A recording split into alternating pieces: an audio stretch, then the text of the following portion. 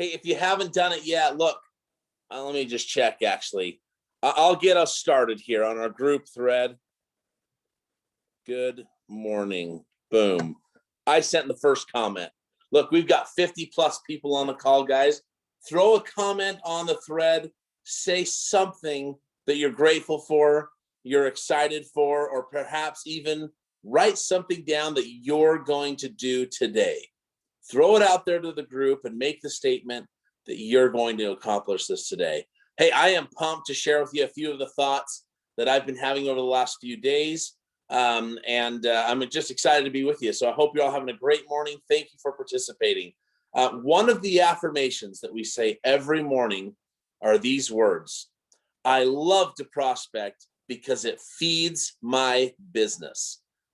Think about that for a moment. I love to prospect because it feeds my business.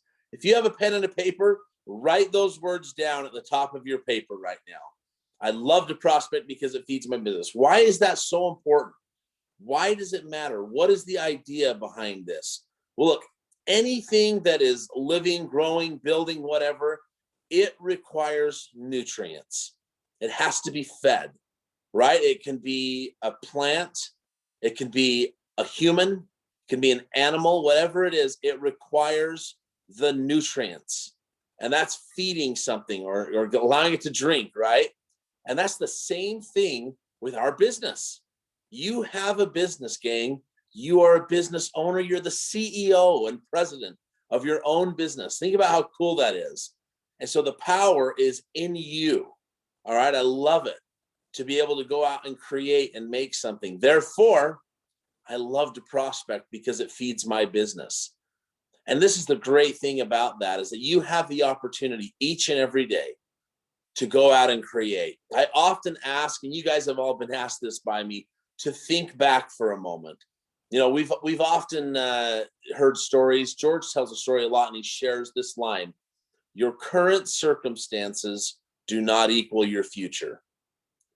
Now, this comment is actually generally used in the place of, hey, things might be tough right now. I mean, you could even look at it from the market standpoint. You could look at it from whatever personal things you may be experiencing in your life, and you may be going through some tough times. In fact, odds would tell us that many of us on this phone call are right now. But here's what's interesting, is that your current circumstances do not equal your future. That can be true with good things as well, depending on how you nurture them, depending on how you take care of them. Any relationship that you have that may be important in your life, if things are going well, it's likely that you're nurturing and providing nutrients to that relationship. Okay, think about it. If your business is going well right now, I would guess you're showing up. You're creating new relationships and all of those good things. Think about this as you're starting to define what your business and your life looks like, or continuing to define that. And what happens to anything if it doesn't receive that nutrients? Well, we know what happens. It doesn't survive. And so, agents, today, the biggest encouragement that I want to bring to the table is this idea that, you get to control right now. And this is what I love. You get to control how you move forward. I say that so often to buyers and sellers and agents who are stressed out about what the potential circumstances might come from making decisions or putting in an offer or putting their home on the market. I love saying to individuals, hey, remember, you are in total control right now. And if you don't use that line, I'm telling you right now, it brings a lot of walls down and a lot of stress that your clients may be experiencing. It really calms them down. It's just the idea of reminding them, you are in total control. And isn't that true for you and me as well?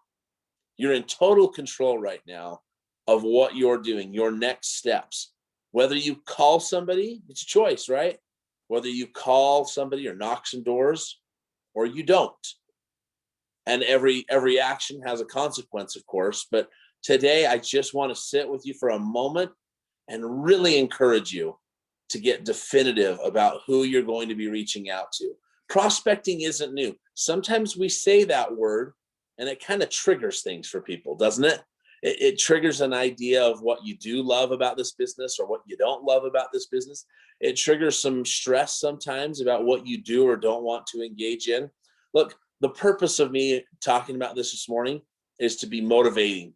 It's hopefully to inspire you to do some of the things you know you should be doing, and to engage that way.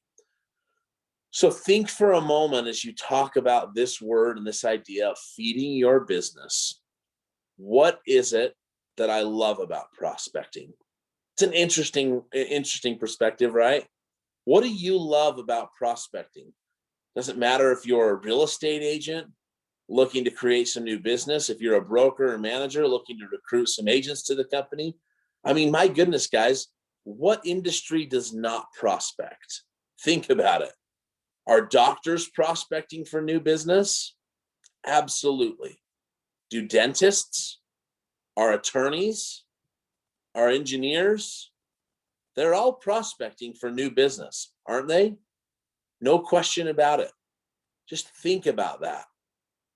So, what are your methods? What's your approach? Look, today I'm not going to get into too much. I love sometimes to talk about the who, what, where, when, why, how of prospecting, just simply the ability to answer those questions as it relates to your prospecting. But I'm not going to do that today. Today, I'm going to hit you with a few points that I think are really good, starting with what your focus should be on when you're prospecting, right? It's kind of the idea of the therefore what? Why are you on the phone in the first place? What is your objective? And it is first and foremost to set an appointment, right? None of the other skills that you're working on and learning on and building, the ability to present, to close, to market, and all of those things, none of them come into play until you learn how to set appointments. So make certain that when you're on the phone, your focus is on when can we meet? When can we get together? When can I come and share with you my marketing strategy? When can I show you this property? When can we sit down and look at homes together? And your life should become so focused on that you begin to set appointments with ease. I know for me, I've had multiple chances throughout my career to be focused on how many hours I might be prospecting, how many contacts I might be making, and how many appointments I might be setting. And I have learned without question that when I focus my efforts on setting an appointment, guess what magically happens? I set more appointments. It's remarkable how that works, isn't it? So, guys, be focused on setting the appointments. And as I sit and meet with agents, there's two failures that I see so more often than any of them of why we're missing out on setting appointments. And they are, number one, creating value, and number two, not asking for it.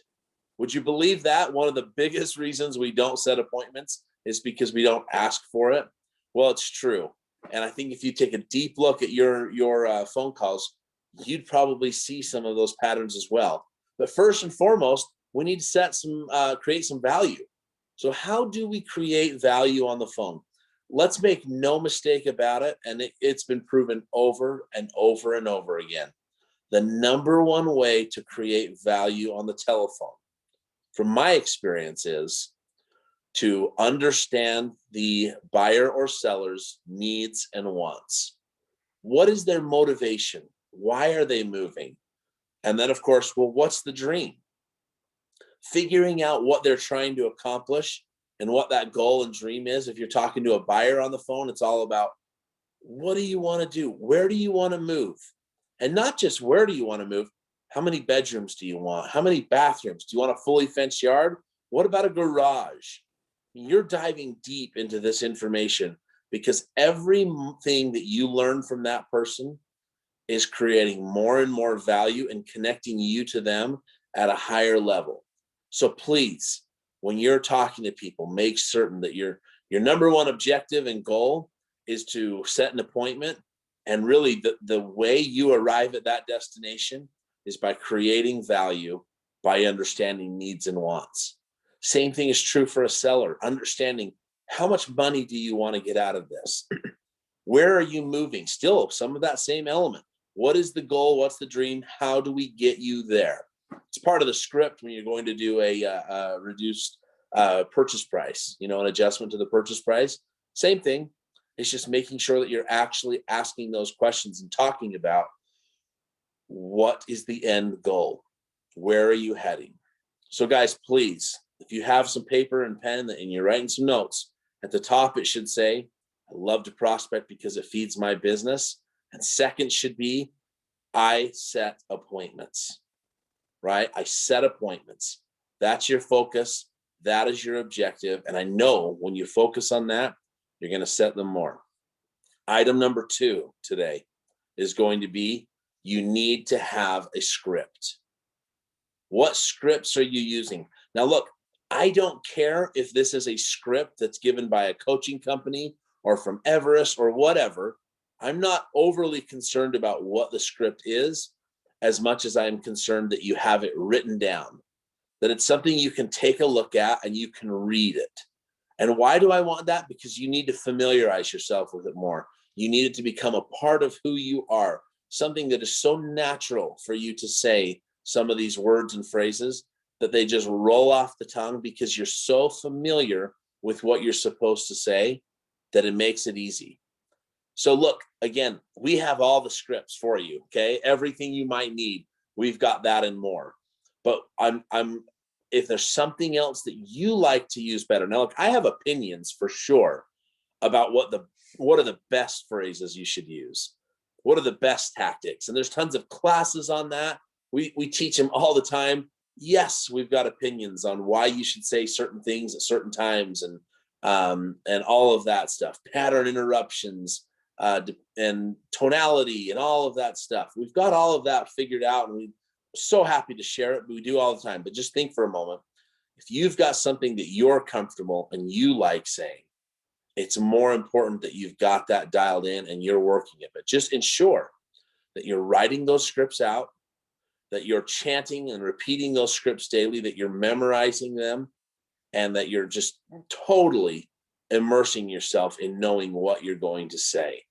Once you know that, right? Once you know that, you are so much better at being flexible in your approach with people.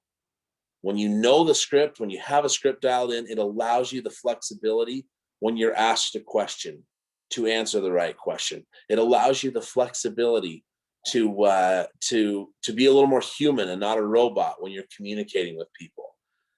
It's critical that you're, part of the reason is it's critical that you're knowing your scripts because they get you to a destination you want, which is a strong set appointment. Some people just say yes to get you off of the phone.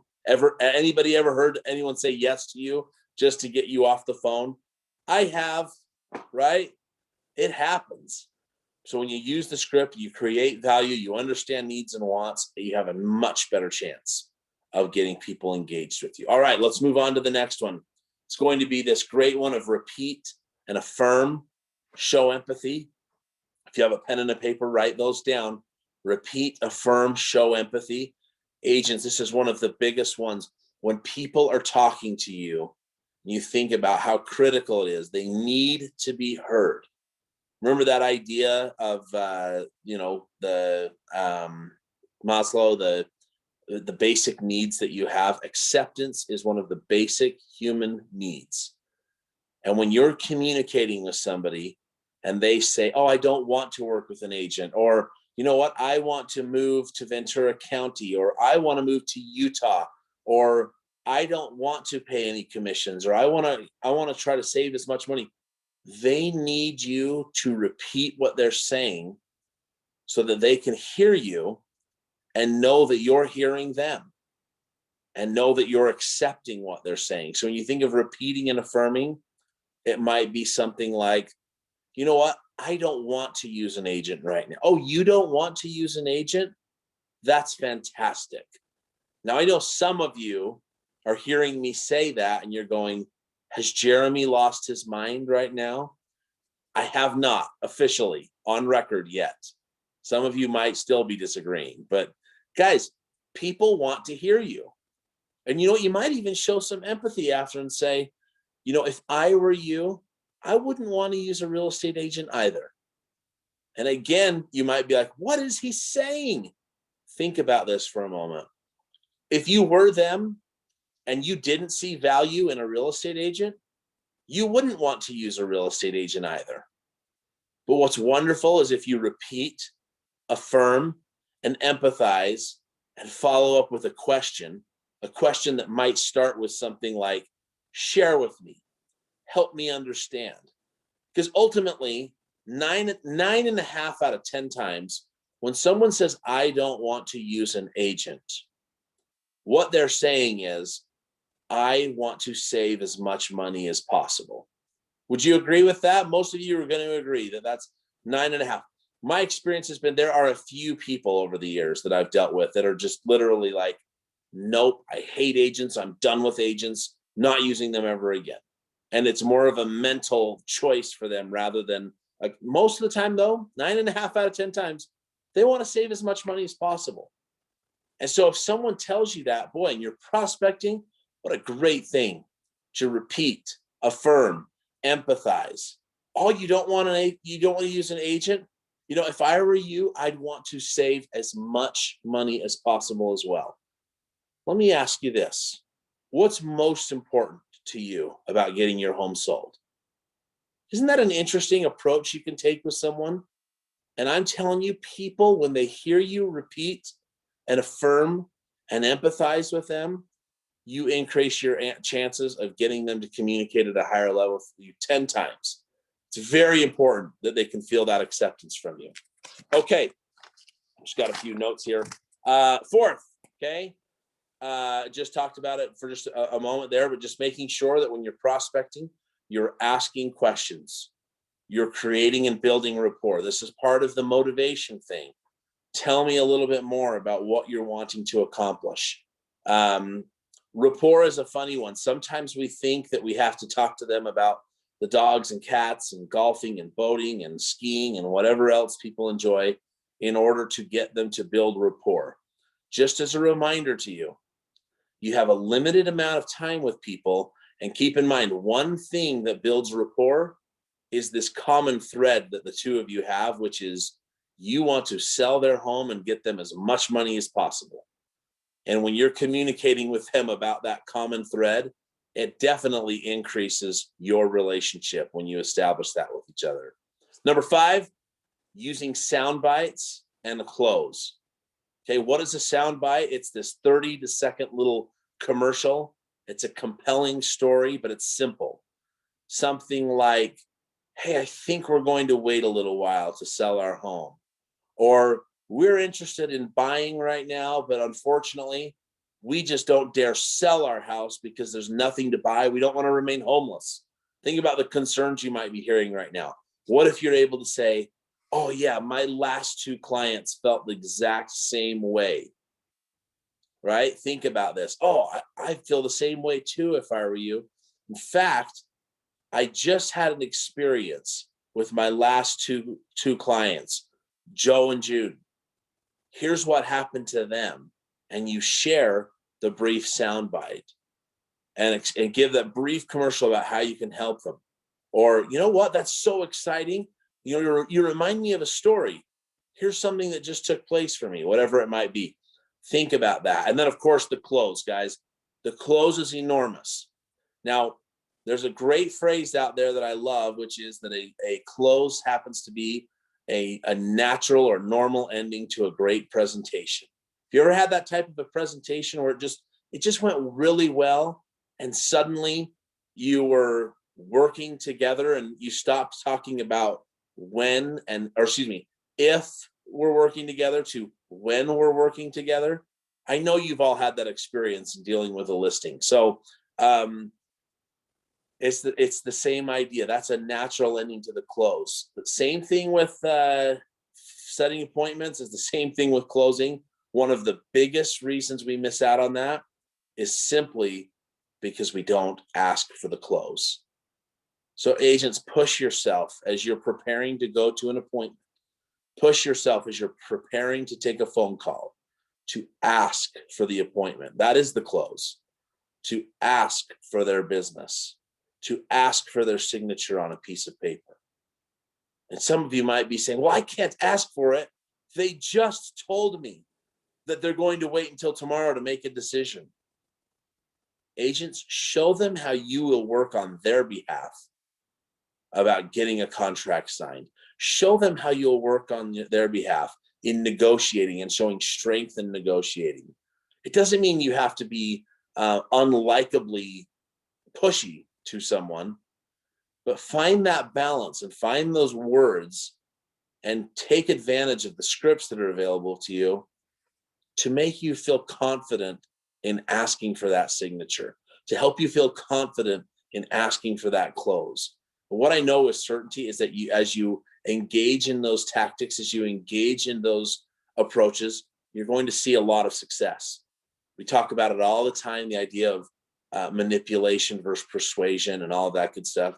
Look, persuade them to know that it's the right choice. And if you actually believe, think about this, gang, if you actually believe that working with you is a great idea and that you believe that you can help them gain more money by engaging you in a transaction and reduce their risk, then say it with confidence and watch the great things happen, and people will choose to work with you. Of that, I'm absolutely certain.